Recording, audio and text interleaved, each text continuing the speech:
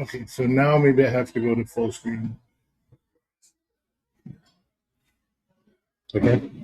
Okay. Seems happy. Yeah. All right. So here we are again doing this Adult Forge Covenant meetup, talking about philosophical concepts and ideas. And today's subject is going to be critical thinking.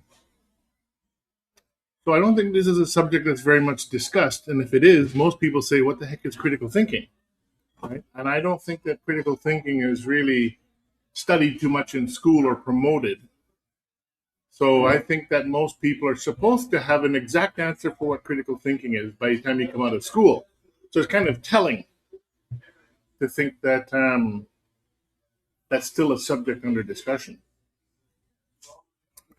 Anyway, I just last night I had an interesting conversation. It's not quite about critical thinking, but it's somebody had read my article about um, yeah. Oh, actually, yeah. It was my article called "Critical Thinking in Substack," and I used the example of social Nazis, communists, and fascists are all socialists on the left wing, and I used that to describe how um, if it makes sense when you think about it that way, except suddenly you realize, what have I been lied to? And that's where you hit into emotional maturity problems. Where can you emotionally handle something like that, as profound as that? You know, does it bother you too much to keep thinking? But anyway, this fellow wrote a rebuttal to me, and one of the things he said was um, that I'm probably wrong about that because all of these historians and philosophers that are famous have said the opposite, that Nazis are actually right wing.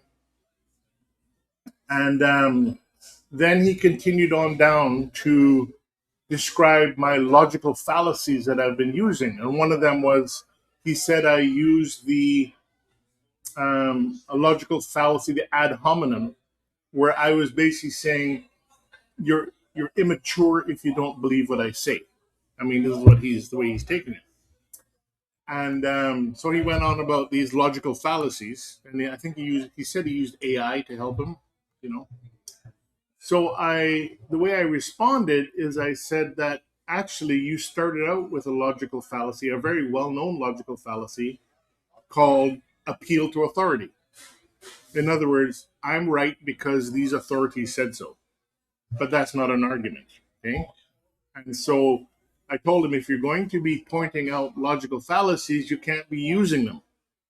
So I said, go ahead and start again from scratch with that in mind and come back at it again. Secondly, I said, if you're going to, I'm looking for a real philosophical argument.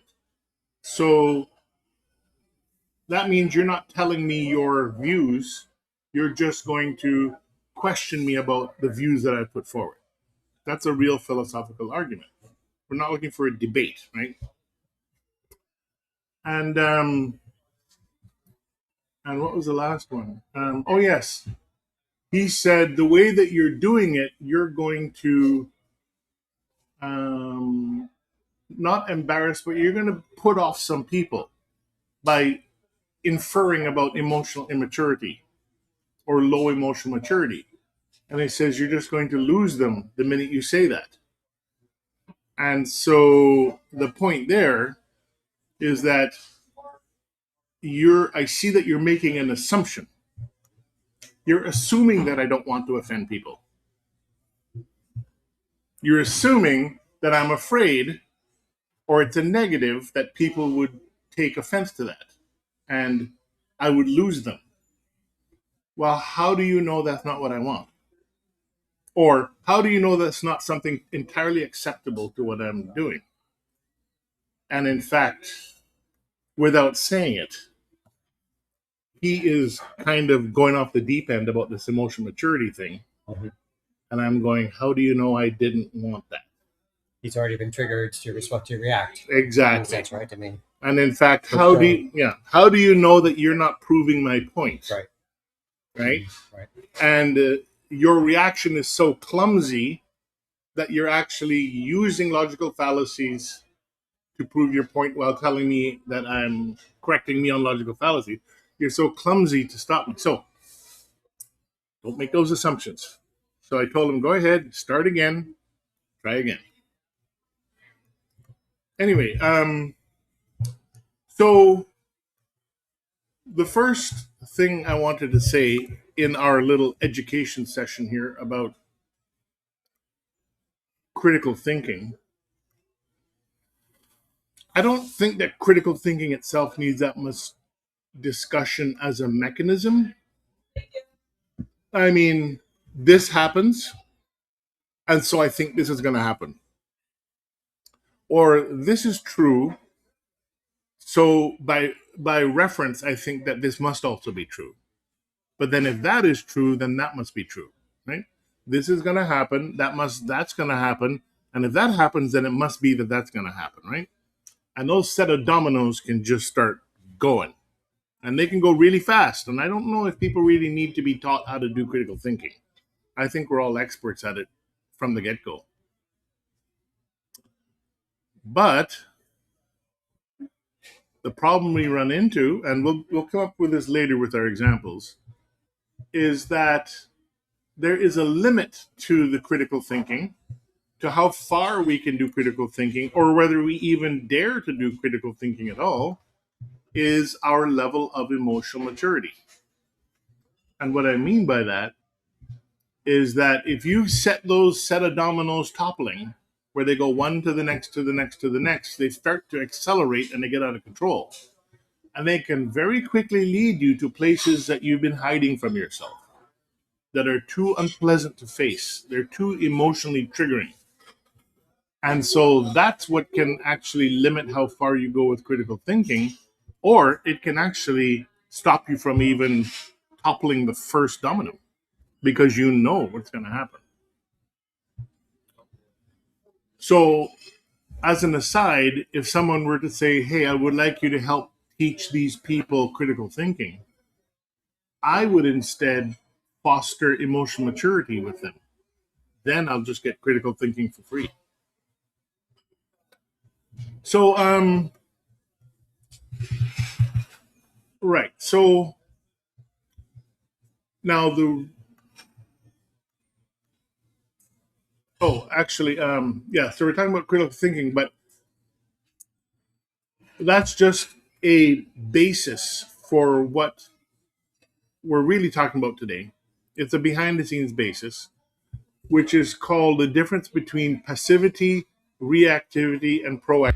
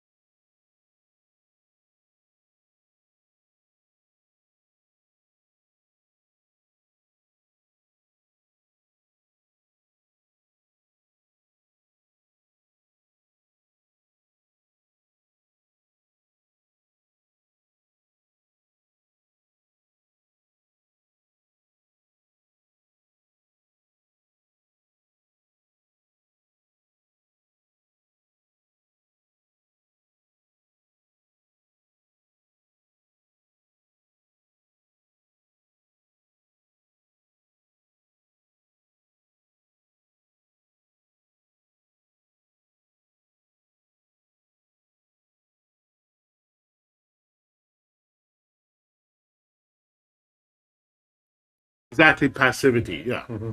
right. I'll just gut it out. Yep, yep, yep. Right. Well, Then reactive, he doesn't go to work, he phones in sick.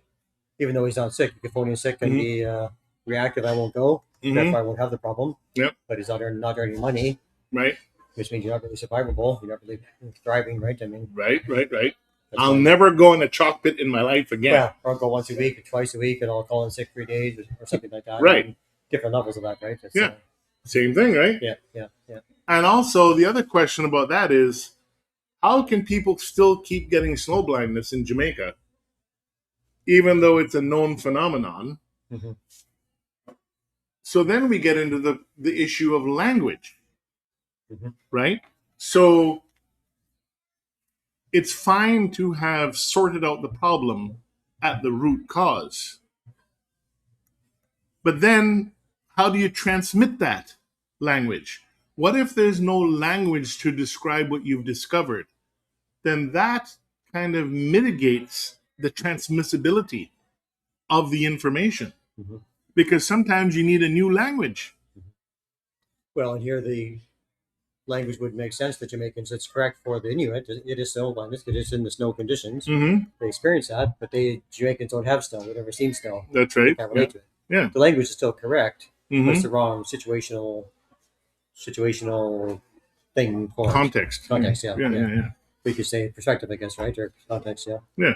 So the Inuit have found out exactly what the problem is. You got to make the light bounce before it enters your eyes. Do they have a language for that? What if, because nowadays in the Western world, we know exactly how that works. Like, it's totally understood. Down to the photons entering your eye, we have a language for that, right? Mhm. So to me, that type of thing can never be lost. Once you've developed the language for it, right? That's the key where it's transmissible. Right, which also explains on the opposite side the attack on language. So the dumbing down of language, Mm-hmm. the taking things out of language, using language different ways Yeah. to take that information away, essentially, as well, right? Exactly. Yeah. So an example of that would be like in the legal world. Well, there's lots of examples, but yeah. Yeah, lots of examples. So in the legal world, they would use language to diminish you. So, for example, the typical one that people talk about is the parent, right? The the idea is that the government actually owns your children, and you've actually given them away to the government with a birth certificate. And so, when you call yourself a parent, hey, I'm their parent. In the government's eyes, the legal eyes, the word parent means a pair that rents, right? And subconsciously, it affects you. Like, you actually subconsciously give up ownership of your children just by using that word. It affects you, and you don't even realize it. So that's other people using language proactively for a deliberate outcome that they want. Mm-hmm. So what we have now in the legal world, in the freedom type of legal world, is people are just pointing out these things. Hey, parent means pair that rents. Hey, mortgage means death grip. Right? And hey, a human being in the Black's Law Dictionary, which is used in court, means a monster. Something like that, Mm-hmm. right?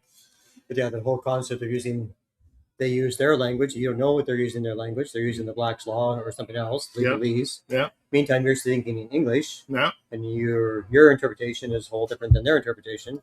Right. But they have the winning card in that sense, but they have their intention, we could say, or context, Mm-hmm. and you're a bit left in the dark, right?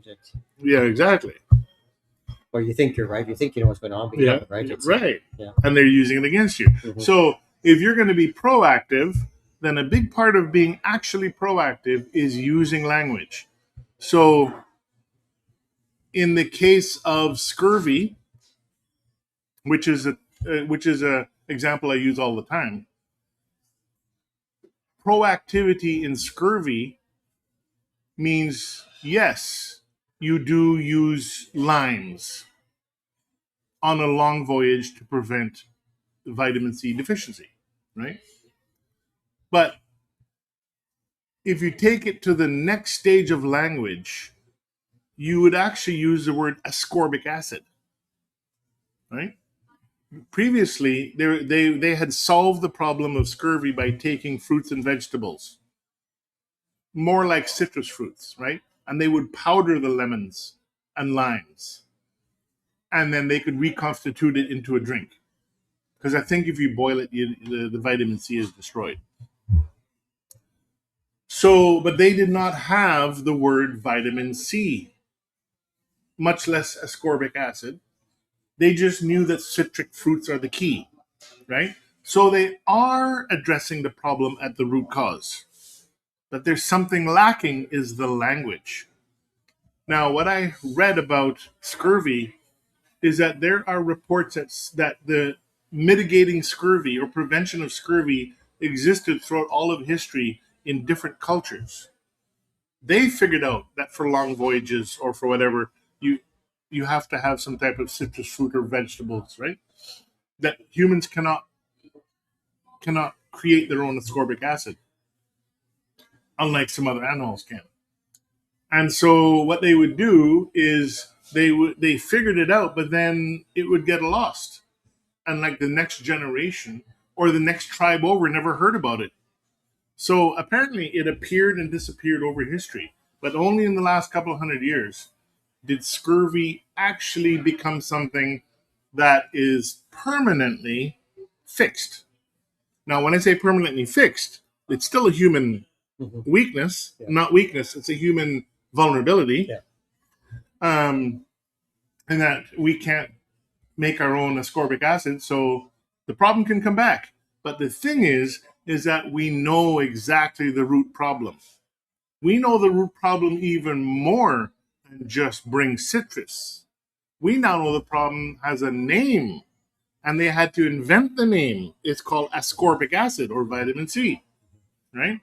So now what does that do? That takes us to the highest level of retention of this mitigation of the problem, where we can now use the language to transmit the root cause among people, and it will now never get lost. That's what I mean. The problem is permanently solved. Yes, we can get scurvy, but instantly somebody's going to know what to do to cure your scurvy. You know, I mean, they'll certainly know how to prevent it, but if it does happen, everybody knows now. You'll never put that back in the box, right? And also, by understanding the word ascorbic acid and what it means, you're now not limited to limes. Because now you know that it's ascorbic acid. You can find ascorbic acid in all sorts of things. Grapefruits, some little pills you can take with you. Yeah, and apparently vitamin C is in meat. But of course, meat spoils on long voyages. But you could give someone relatively fresh meat cooked, but it would work. And who knows? Like what other things, like rose hips or something like? Oh yeah, isn't that right? Rose. I don't know, but I mean, a lot of plants probably have different levels of quantity or quality, right? I mean, in fact, if I remember, I've seen rose hip tea and like a big vitamin C on it. Oh, okay. Right. So maybe dandelions. I don't know if they do or not, but I mean, dandelions always seen as a weed. Yeah. But also it has medicinal properties as well. Yeah. So one context it's a weed, another context it's a healing plant. Right. So so now if you don't have citrus, you're going to be fine if you just go and find some rose hip tea or something, right? It'd be plenty good. No. That's just my. I just forgot to grab it. That's okay. I'm going to give it to you because I would love to sit here. Thank you so much. Sure. For a short while. Huh. Yeah, so that's an example. So actually, some of the problems that we've been kind of having, or I've been thinking about proactivity, is that there's lots of stuff that's relatively proactive that can be all lumped into one thing, but they're not really proactive in a way. I'll give you some examples, but basically what I've thought of is that proactivity can be divided into several things: low order proactivity, high order proactivity, and advanced order proactivity. So I'll give you what I mean by low order proactivity. The Royal Navy Board was consumed with trying to figure out how to prevent scurvy, because you would just leave on a long voyage, you'd come back with half the crew sick and dead, and you'd have to replace them, and you have to pay the widows, right? So that's cutting into the profit hugely. Never mind the human loss. But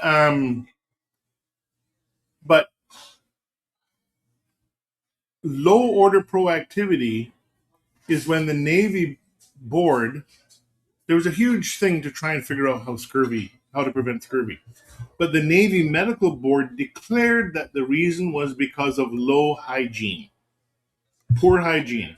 And so they declared that all of the ships, Navy ships, must have spick and span environment. And so that's to this day, that's why you see sailors scrubbing the heck out of their ships on their downtime. Swab the deck. Swab the decks. Of course, it didn't work because that did not address Well, the it probably root problem. helps. It probably helps because hygiene helps in general. Oh yeah, But I mean, didn't solve the problem. No. right. Mhm. So it didn't solve the scurvy problem. But the funny part is, okay, well, let me just say that the reason I would call that low order proactivity is that they're actually trying, they're thinking of the root cause. They're attempting it and they're failing miserably. Okay. But reactivity does not think of the root cause, really. Now, what happened with the British Naval Board is that the Naval Medical Board declared that they were the only ones qualified to say what scurvy is, what causes scurvy. And so it got to the point where they were so jealous of their power and their credibility and their reputation that any captain that tried to do something differently, even if they did the right thing and had good results, let's say they did try vegetables and fruits and they came back with a full crew, they could lose their commission of their ship because they defied the Navy Board, right? So look at the jealousy of these people. The Well, their power and control too, right? How dare you, threaten my power, threaten my control, threaten my empire here, right? Right, I mean, right. stay in your place, Yeah. right? Haven't we seen that in these days where you get like a little The College empire? Board of Physicians would be one. The medical Yeah, boards, right. Right. how dare you make a different solution for COVID, right? Right. Than the prescribed one. Yeah. Yeah. So they don't really care that you can run into a problem where they're kind of like making believe that they're going after the root problem when in fact they just want power. Right. So you can run into this, right? You can say, hey, look, they're being proactive. It's like, let's think about this. This is low order proactivity, where they're actually they're kind of hurting you. Like, how many times have we seen in businesses? They block it. They block it, right? Yeah. How many times have we seen in businesses where managers create their own little kingdoms? Yeah. And they'll fight to the death to protect it, but it has nothing to do with the survivability of the company, right, or the profitability of the company or anything. They just have their kingdom and they will take the whole thing down to protect their little kingdom. Yep. Right? Yep. So that's an example of what I would say is called low order proactivity. Maybe in the case of a lawn, maybe that's using chemicals on the lawn. It's a Roundup.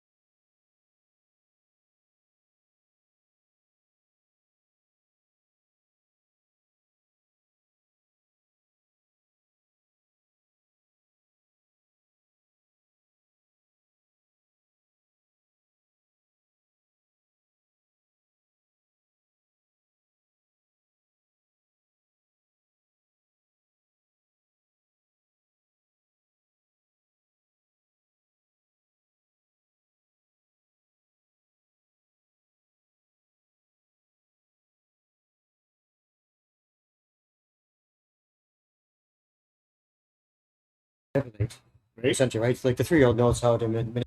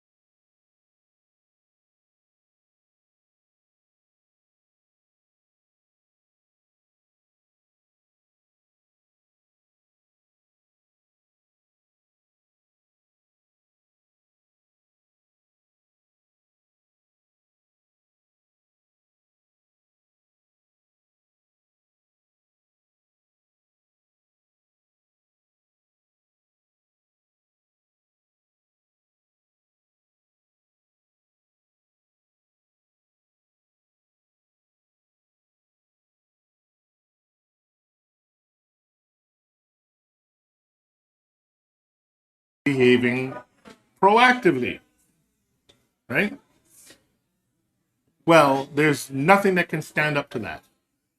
What if the adults create their own language proactively in a positive way, which describes the root of the problem, which can be transmitted to others? Then those narcissists have no chance. The only reason they're winning right now is because they have no competition at all.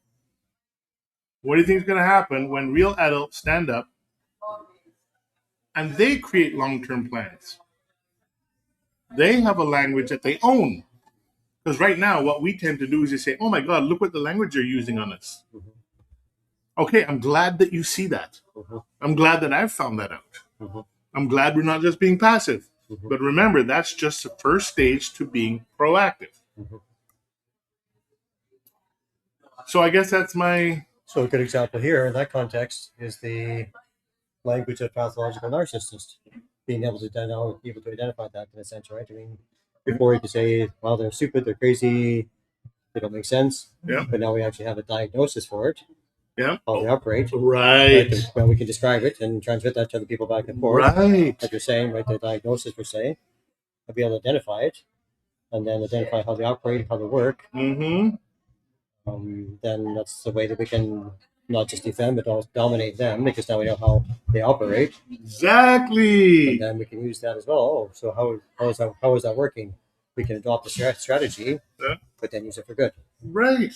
That's the biggest upgrade, I think, in society is the word pathological narcissist. Mm-hmm. Like you're saying, Mm-hmm. that actually describes things that we never had a word for Right, before. right. Mm-hmm. In fact, we can kind of tell even with kids around a narcissistic parent or narcissistic people, we can go, there is something wrong right Mm-hmm. there. Mm-hmm. Like, even though we're like under their domination and under their spell, a lot of the times you go like, it's my own parent, but there is something desperately wrong with that. Mm-hmm. Mm-hmm. But the thing is, as you go along, you can't transmit the feeling between people. You can't. I mean, you can't. It's hard to transmit what you've experienced Yeah. between people. Well, describe it and describe the mechanism, the behaviors, etc., right? Yeah, Like, really break it down in a sense, right? If you're doing a analysis of a problem, yeah. you really want to break it down and go, okay, this is going on, this is going on, this is going on. Mm-hmm. It's part of your root cause analysis per se, right? But Yeah. and then doing that, you can also then you write down a description, give it to somebody else, go like, oh, I can understand that, right? Mm-hmm. I can now identify that in my parent or in Joe or Frank. Right. Yeah, and the comment you made was about the word pathological narcissism. It never existed before. What a breakout thing in at least terms of language to be able to. And now, of course, this whole concept of pathological narcissism is going worldwide. And in fact, in that area, what I have done is when it comes to emotional maturity, one of the things I've done for language is I've said that there are two separate things. There's emotional immaturity, and then there's emotional maturity, and these are two separate things. Do not apply emotional immaturity to emotionally mature people, and vice versa.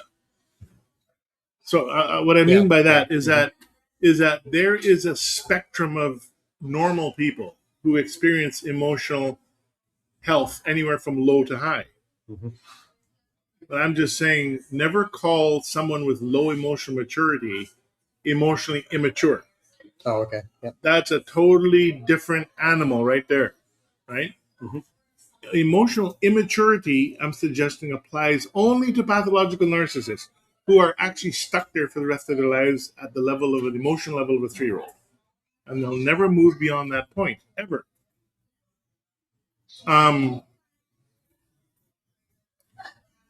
So, for example, the reason I say it's important to actually distinguish this and make it very clear is that imagine a therapist talking to their client and saying, oh, yeah, so your parent was immature. That's why you're struggling with immaturity. So this causes a problem because you're comparing someone who's pathological to someone who's actually able to improve along the level of emotion, the spectrum of emotional maturity, right? And so that's kind of confusing, right? Well, you get labeled, not just label, you take on that label too, right? You take on that meaning definition. Oh, that means I can't change either. Right. That kind of thinking. Right. So I'm stuck. Yeah.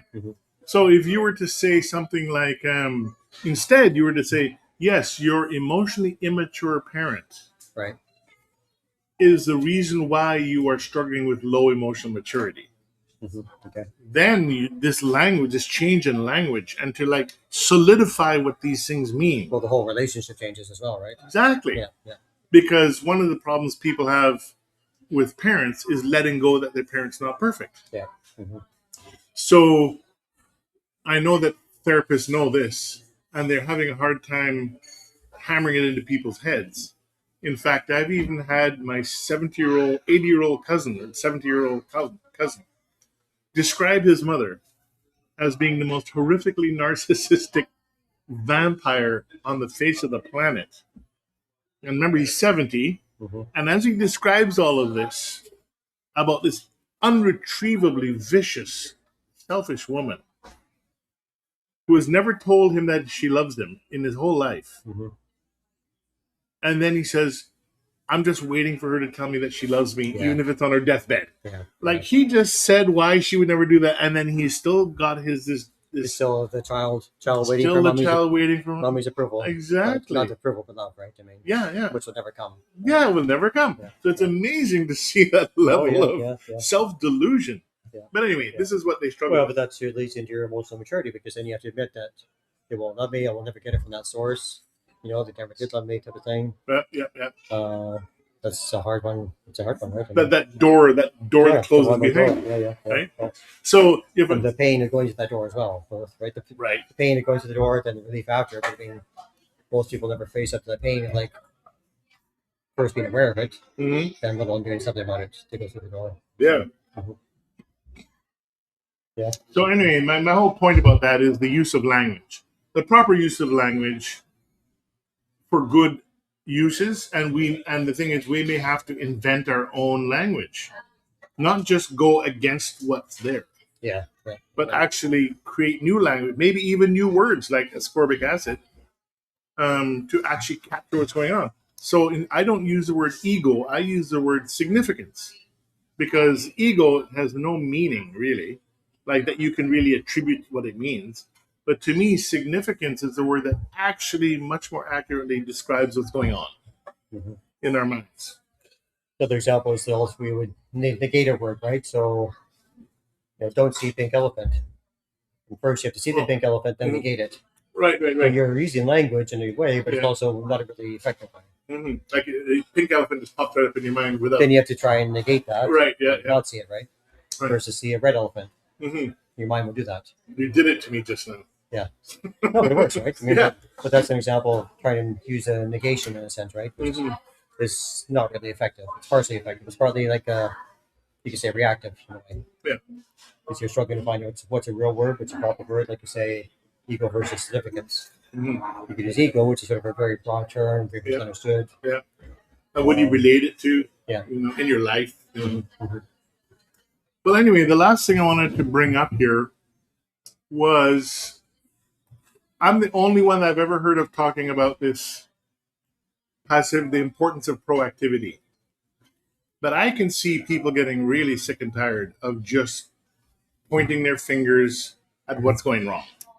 You can see it happening now because it's gone on, especially since COVID's gone on 3 to 5 years. Yeah. Okay, we've gone over the events like 10 times or 10, Yeah. 100 times, Yeah, right? yeah. I mean, And in fact, what I'm thinking is that when people are pointing out what's going wrong, they're no different than children fighting over a toy and screaming so that an adult will come along and fix it for them.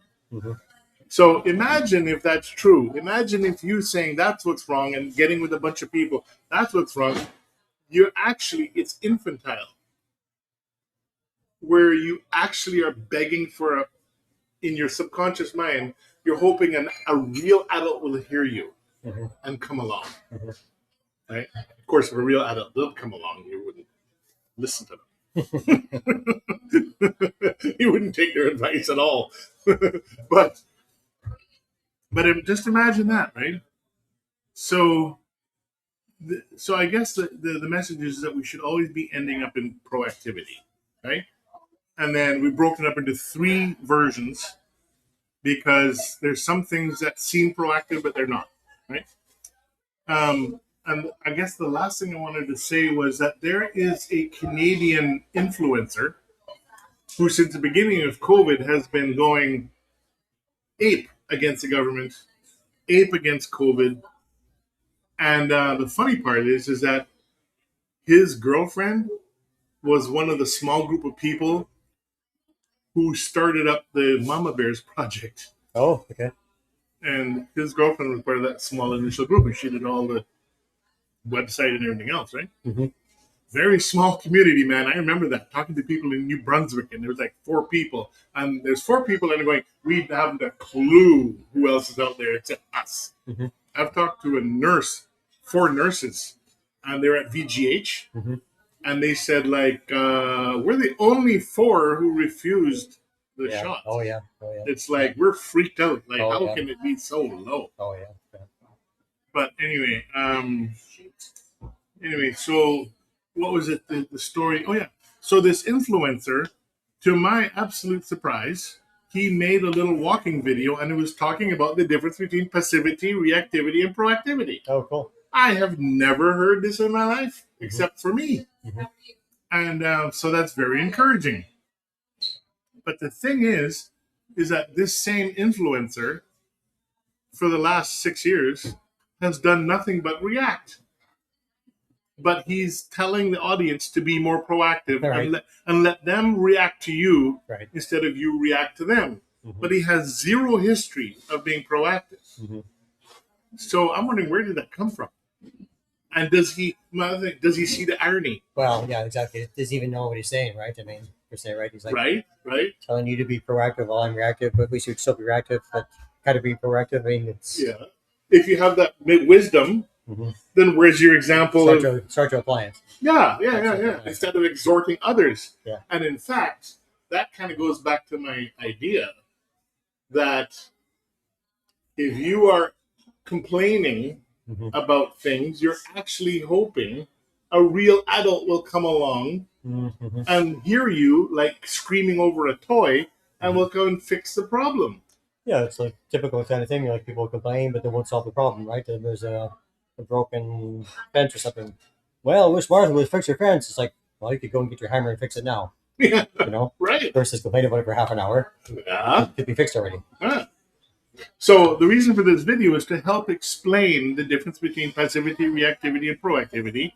And I brought up that influencer to show the irony of even if you say it, it doesn't mean you understand it, right? And so this video is meant to bring in personal stories, thought experiments, definitions, clear examples, to really bring a deep understanding of what proactivity really is, why you would want to pursue proactivity, why it's not easy, because if you're going to be proactive, you're going to be alone probably. And what's your level of inner significance that allows you to be alone and not fear it? Mhm. What's your level of emotional maturity, which allows you to follow these critical thinking dominoes Yeah. as far as they will fall, Mhm. right? Mhm. And again, it comes back to at the end of that chain before real adulthood is you need to be an individual to be a real adult. It's an absolute precursor. Mhm. So anyway, I think that's about it for this. Um, Mhm. and yeah, anything else? No, that's good. Yeah. All right. Yeah. So thanks for joining us, everybody, and we'll talk to you later.